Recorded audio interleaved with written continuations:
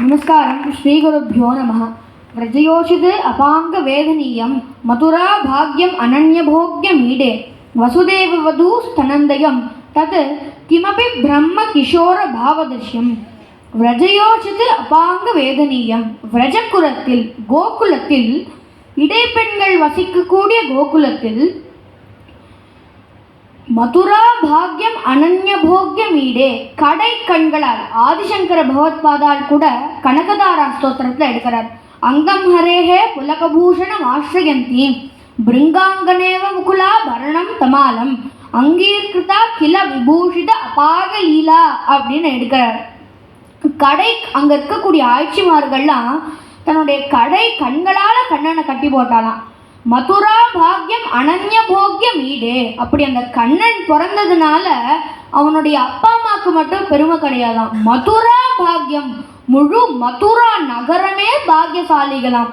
அனன்ய போக்யம் ஈடே, போக்கிய வஸ்துவான அந்த பரமாத்மாவடைய ஒவ்வொரு பரமை காந்திகளும் கடும் தவம் இருந்து காத்து கொண்டு இருக்கும்போது இங்க இருக்கக்கூடிய ஆட்சிமார்கள்லாம் தன்னுடைய கடை கண்களால் கண்ணனை கட்டி போட்டு அவன் அடைஞ்சிடுறாளாம்.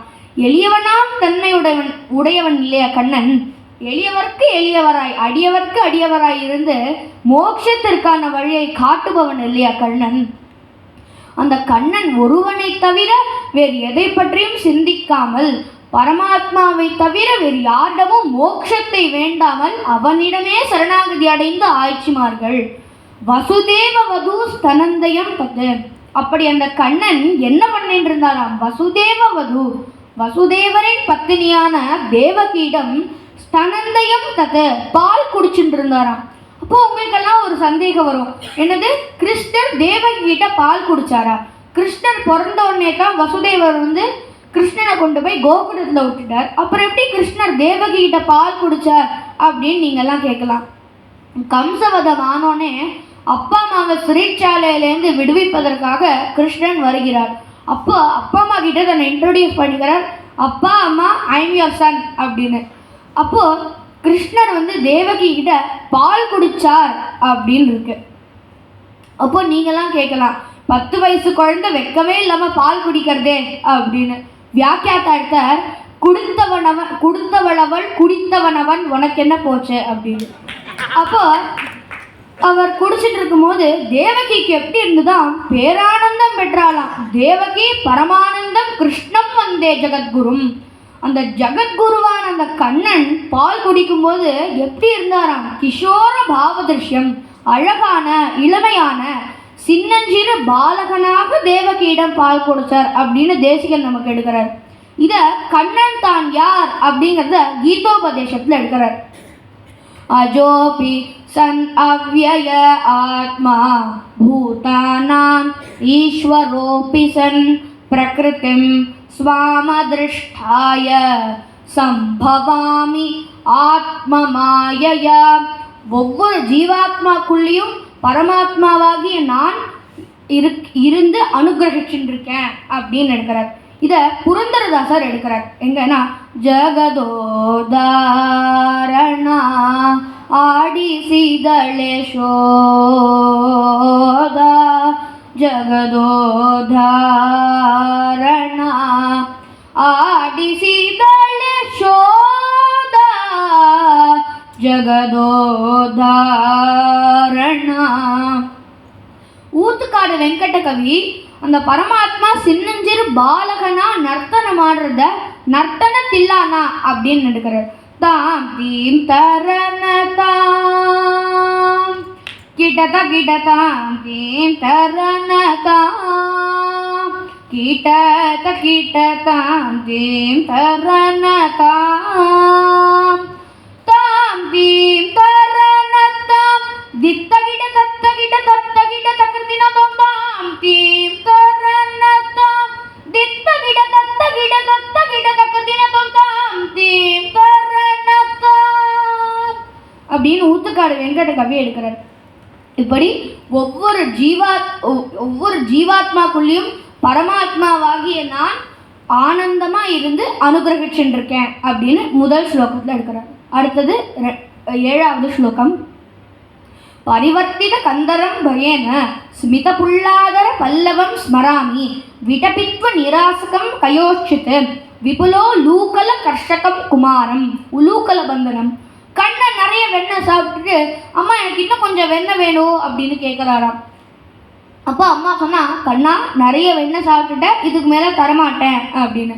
ஆனால் கண்ணனுக்கு வெண்ணெய் மேலே இருந்த ஆசை போகவே இல்லை. அதனால அம்மா பண்ணி வச்சிருந்த வெண்ணெய் பானையெல்லாம் உடைச்சு கரெக்டாக கை வைக்கலாம் அப்படின்னு போகும்போது அம்மா கிருஷ்ணனை பிடிச்சி அவ்வளோ பெரிய உரல், உலூக்கல கர்ஷகம், அவ்வளோ பெரிய உரல்ல யாரை கட்டி போட்டாலாம்? குமாரம், சின்னஞ்சிறு பாலகனாக இருக்கக்கூடிய கண்ணனை கட்டி போட்டாலாம். இந்த யசோதை இருக்காலே சாதாரணப்பட்டவ கிடையாது. கண்ணன் தன்னுடைய மாடு மேய்க்கக்கூடிய ஃப்ரெண்ட்ஸோட அம்மா நான் போய் மாடு மேய்ச்சிட்டு வரேம்மா அப்படின்னு சொன்னா அவள் சொல்லுவா, இப்போ வேண்டாம்டா கண்ணா, நான் உனக்கு வெண்ணெய் தரேன், பால் தரேன் அப்படின்னு ஆசை காட்டுவாளாம். மாடு மேய்க்கும் கண்ணே நீ போக வேண்டாம் சொன்னேன், மாடு மேய்க்கும் கண்ணே நீ போக வேண்டாம் சொன்னேன், காய்ச்சின பாலும் தரேன், கல்கண்டு சீனி தரேன், கை நிறைய வெண்ணெய் தரேன், வெயிலிலே போக வேண்டாம், மாடு மேய்க்கும் கண்ணே நீ போக வேண்டாம் சொன்னேன். வெண்ணெய் தரேன், பால் தரேன் அப்படின்னு ஆசை காட்டுவாளாம். ஆனாலும் கிருஷ்ணர் எப்படியாவது அடம் பிடிச்சி வெளியில் போயிடுவார். அப்படி வெளியில் போன கிருஷ்ணன் கொஞ்சம் லேட்டாக எடுத்துனா கூட வரத்துக்கு யசோதை தவிச்சுன்னு இருப்பாளாம். ஆஹா, என்னுடைய கண்ணனை இன்னும் காணுமே அப்படின்னு. வெண்ணெய் உண்ணும் என் வேணுகானனை இன்னும் காணனே என்ன செய்குவேன், வெண்ணெய் உண்ணும் என் வேணுகானன். அப்போ இப்படி தவிச்சுன்னு இருக்கும்போது கிருஷ்ணன் தோ வந்துட்டேம்மா அப்படின்னு வருவார் தானே நம்ம எல்லாரும் நினைப்போம். ஆனால் கிருஷ்ணர் வர்றதுக்கு பதிலாக கிருஷ்ணர் யார் யாரெல்லாம் வம்பிட்டாரோ அத்தனை கோபிகா ஸ்திரீகளும் வந்துடுவா யசோதா அம்மா கிட்ட கம்ப்ளைண்ட் பண்ணுறதுக்கு. என்னன்னா, பந்தளவாகிலும் வெண்ணெய் தந்தால் தான் விடுவேன் என்று முந்துகிலை தொட்டிழுத்து போராடினான் அந்த வாசுதேவன் இவன்தான். யாரு? நம்ம கண்ணன் தான். அந்த வாசுதேவன் இவன்தான் அப்படின்னு கம்ப்ளைண்ட் பண்ணிட்டு எல்லாரும் போயிடுவா. அப்போ அம்மா காத்துட்டு இருப்பா, வரட்டும் இன்னைக்கு அவனை வச்சுக்கிறேன் அப்படின்னு. அப்போ கிருஷ்ணர் பொறுமையா ஆடிய செஞ்சு ஆத்துக்குள்ள வந்துட்டு கரெக்டா வெண்ணெய் பானைக்குள்ள கையை வைக்கலாம் அப்படின்னு போகும்போது கரெக்டா யசோதா அம்மா பிடிச்சி அவ்வளோ பெரிய உரல்ல கட்டி போட்டுருவா. அதுதான் உலூகல பந்தனம். இதை ஆழ்வார்கள்லாம் எப்படி ரசிச்சிருக்கான்னு பார்க்கணும். ஒரு ஆழ்வார் சொல்லுவார், கரெக்டாக கிருஷ்ணர் வெண்ணெய் பானைக்குள்ள கையை உடலான்னு போகும்போது அம்மா வந்து பிடிச்சிட்டாருன்னு ஒரு ஆழ்வார் சொல்கிறார்.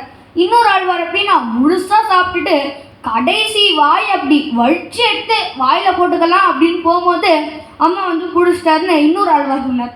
இப்போ அந்த ஆழ்வாருடைய ஸ்டூடெண்ட் கேட்ட எந்த ஆழ்வார் கூறியது உண்மை அப்படின்னு. அப்போது ஆழ்வார் சொன்னாரா, 2 ஆழ்வார் கூறியது உண்மைதான். ஏன்னா கிருஷ்ணர் ஒரு நாள் வெண்ணெய் திருடினா பரவாயில்ல, அதே அவருடைய டியூட்டியாக வச்சுட்டு இருந்தா 2 ஆழ்வார் கூறியது உண்மை அப்படின்னு.